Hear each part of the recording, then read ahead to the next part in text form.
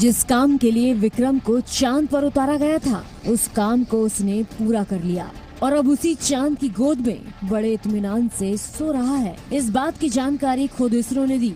इसरो ने micro blogging site x पर लिखा, प्रज्ञान रोवर ने अपना काम पूरा कर लिया है। इसे अब सुरक्षित रूप से पार्क कर स्लीप मोड में सेट किया गया है। APXS और LIBS अब बंद है। इन पेलोड से डेटा लैंडर के जरिए पृथ्वी तक पहुंचा दिया गया है। अभी बैटरी भी पूरी तरह चार्ज है। रोवर को ऐसी दिशा में रखा गया है कि 22 सितंबर 2023 को जब चांद पर अगला सूर्योदय होगा तो सूर्य का प्रकाश सौर पैनलों पर पड़े। इसके रिसीवर को भी चालू रखा गया है। उम्मीद की जा रही है कि 22 सितंबर को ये फिर से काम करना शुरू कर देगा।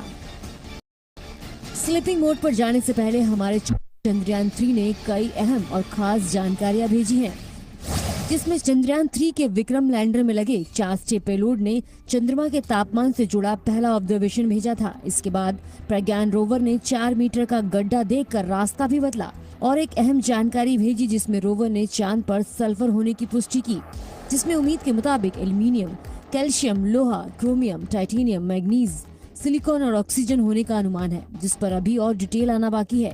इसके बाद रोवर ने निरंतर आगे बढ़ते हुए चांद की सतह पर भूकंप भी रिकॉर्ड किया। प्रज्ञान रोवर के स्लीपिंग मोड पर जाने से पहले 23 अगस्त के बाद से प्रज्ञान रोवर चांद की सतह पर शान से मून वॉक कर रहा था और साक्ष्य जुटा रहा था। करीब 100 मीटर तक चांद की सतह पर सफर कर चुका था। इस बात की जानकारी खुद इसरो ने दी। इसरो ने एक माइक्रो ब्लॉगिंग साइट एक्स पर एक तस्वीर शेयर करते हुए लिखा, प्रज्ञान 100 नॉट आउट। इसके साथ इसरो ने एक तस्वीर भी शेयर की है, जिसमें लैंडर विक्रम और प्रज्ञान की लोकेशन दिखाई गई है और प्रज्ञान का अब तक का तय किया गया रूट दिखाया गया है, जिसमें लैंडर से निकलकर प्रज्ञान जहां जहां गया वो रूट भी दिख रहा है। कुल मिलाकर अभी तक प्रज्ञान ने चांद की सतह पर 101 मीटर तक की दूरी तय की और कई अहम जानकारियां भेजी हैं। उम्मीद है कि 22 सितंबर को जब प्रज्ञान रोवर एक बार फिर जागेगा, तब अपनी नॉट आउट क्षत्रिय पारी को आगे बढ़ाते हुए कई और अहम जानकारियां भेजेगा।